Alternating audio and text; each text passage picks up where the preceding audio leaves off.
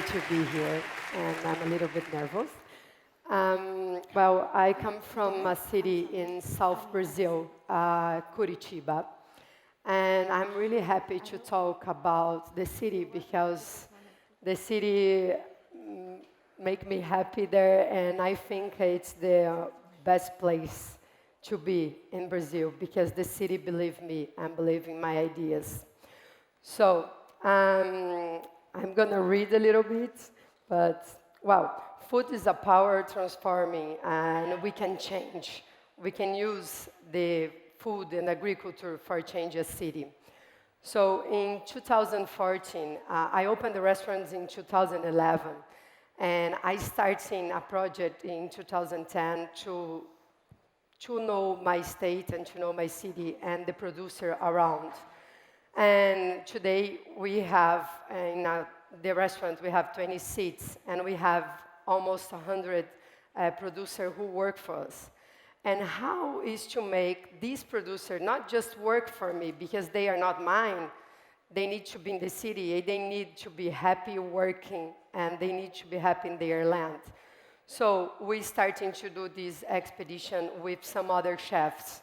So we became a really big group today. We start with just girls, but today we are almost, I think, 20 or 25 chefs. And in 2014, it was a big year to the agriculture because it was the worst year in Brazil. We consume more than 2 billion liters of pesticides in the whole country. And my father, me and my father, we cannot sit in this. Today, yes, but before, my father is a farm, an old farm who really work with a lot of pesticide because this small producer, they need to making money to stay there, so they doesn't have education and information. And that's when I starting to working with the city to change that. I cannot change the world, but I can start in my city. I always say to my kids when I go to work, I never say, mom is going to work. I said, mom is going to change the world.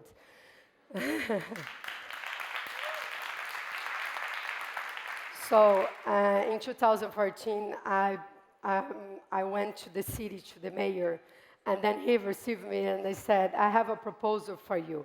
I know we have some urban gardens in the city, but I know they don't have help, they don't have information and education, and I think I can help you. So we started the project in 2014 with 2 gardens. Today we have 89 gardens around the city, 5,000 people who produce their own food. And we connected these people, this project, with the big seed producer in Brazil, organic seed for them. And we doesn't want to then just produce lettuce, cauliflower, and broccoli. We want them to try new types of vegetables and herbs. So that's why we became a part with this seed project for they can give them new seeds and new flavors. And so the garden, it was starting in 2014, and 2 years after that, in 2017, I came to the same mayor again, and I asked him, hey, I have a project, and I have a friend who work with bees. And he's like, what, Manu? And I said, I have this idea for maybe, we have in Brazil stingly bees. It's native bees from Brazil. We almost forgot to use them because when the Portuguese come to Brazil, they bring the European bees for producing more wax for the Catholic Church. And then our bees doesn't produce wax, and then they are really small, and their honey are amazing, a little bit acid and it's impressive. So I became with this idea with Felipe, a good friend of mine and an expert bee guy, to put some bee houses around the city. And then the mayor looked at me and said, Manu, I don't see the point why we are doing that. And I told him maybe because we need pollination, we need the city better. We need for kids to understand what is these bees coming from, where we come from, to understand our land and what we are doing here. We need to transform. People need to reconnect again with food. People need to understand where their food comes from. And so we start with the bee projects, bee gardens in all around the city. Like you walk in the big street and then you see some bee houses all over.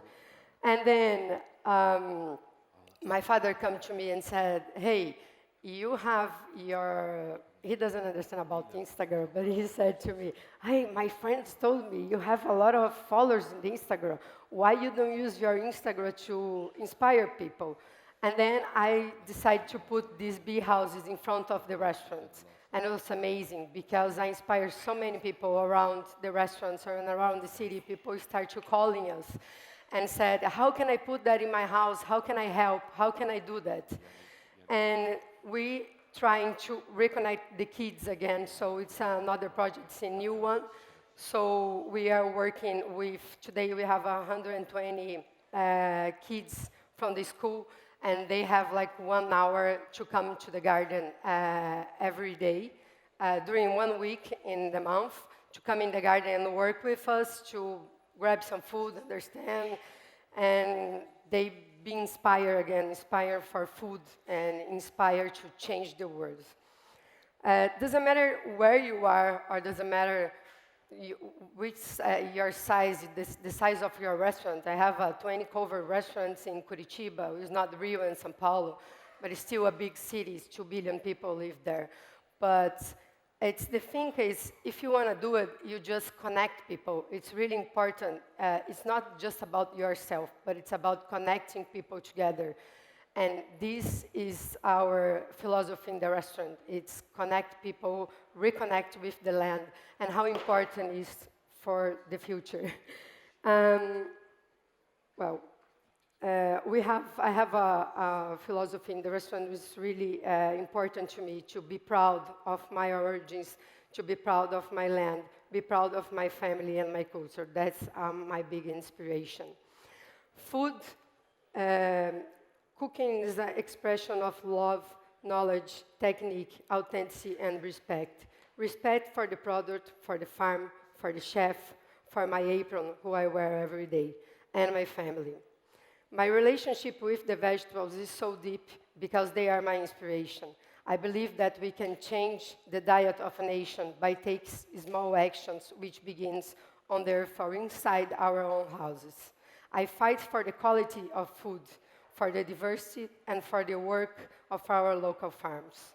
My food is a way to defending my philosophy and a way to telling a story. Cooking is to respect the timing of everything. Each food needs to have a where, identity, and a tradition. That's some inspiration that I have, and the value of the land, who's my family, my father, and my grandparents told me how important to use your hands, how important it is to taking care about what you're eating. Even animals, I'm not a vegetarian, but even the animals and the vegetables, and I want to teach people how you can use banana skin to do a beef. You can, fry banana skin and cooking with that. How you can use your own trash to do a compost in your own house and apartment. How you can cook with everything. So you just have to be creative. And it's the chef. We need to create. We need to develop food from the waste and to transform that in the new kind of food. This is the future. And so now I'm going to pass a video. This video, the poem is not me speaking English because I'm not so good. So it's a friend of mine. But the poem I wrote is for you guys to understand and to think. I hope today I just need plant a little seed inside of your heads. And this seed is just about you guys to grow or put some water in that or forgot them. So thank you so much.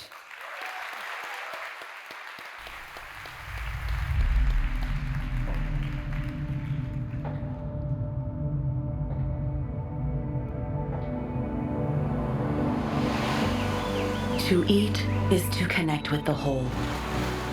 So, let's make a pact for a day. We sit at the table, turn off our cell phones, the television. We make ourselves present for those who accompany us, talking softly, as someone speaking about love would do. And, if alone, we think about ourselves with the same grace of that song that made us sleep one day, when we still didn't know the difference between the self and the breast of our mothers. In the midst of smells, flavors, with all the reverence that naturally grants lightness to gestures.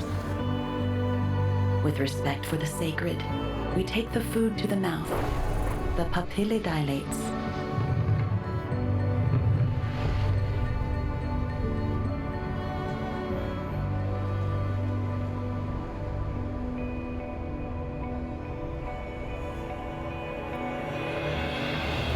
Sun, water, air, earth, fire, insects, pollen, hands, sweat, death, life, time, creation. All this is made and unmade by each miraculous bite. Tiny miracles, yes, weaved by infinite stories between our teeth and tongue.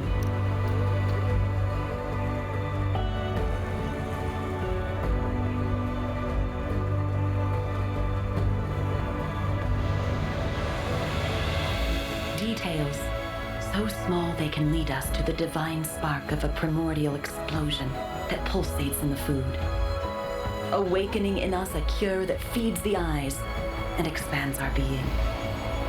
Thus, in this pact, we proclaim ourselves beyond the table, surrendering, feeling, making a big move outward, towards the other, the world. We find once again our origins. We remember unconsciously, without any effort, between grains, meat, sea, green, reds, oranges, textures, what the concrete mind reveals when it calms down. That we are also a point connecting to another in an endless chain. Creators and creatures.